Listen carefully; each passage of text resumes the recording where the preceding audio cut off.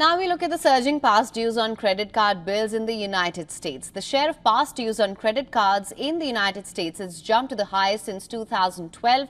Is this pointing to a financial crisis for U.S. consumers? Take a look at our next report to know more.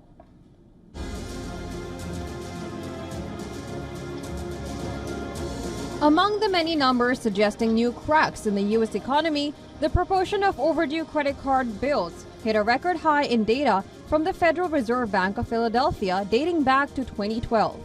In the March quarter, 2.6% of credit card bills were 60 days past due.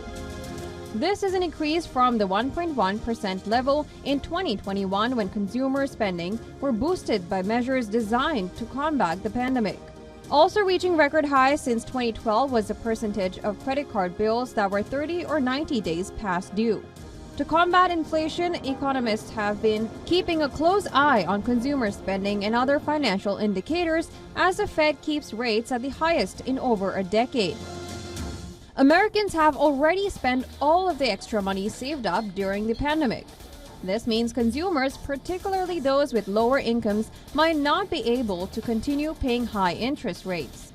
The data used to create the credit card series by the Philadelphia Fed came from the biggest banks in the nation. Consumer demand was stifled by the high cost of housing and increased mortgage rates.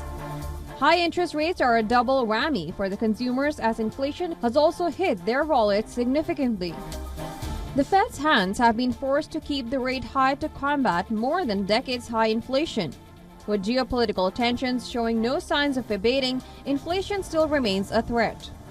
The International Monetary Fund, in its latest projection, said rising prices pressures are the biggest risk to the global economy.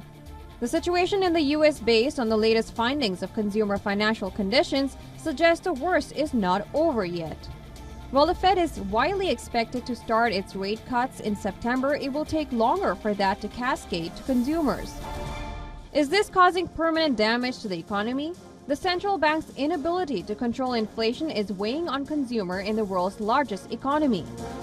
The U.S. elections in November add another dimension to the debate. Market volatility will weigh on the Fed's decision in the run-up to the elections. Can consumers bear the burden of high interest rates for any longer? Should the Fed take responsibility for the financial mess? This puts the spotlight on accountability for independent central banks who have failed consumers all over the world.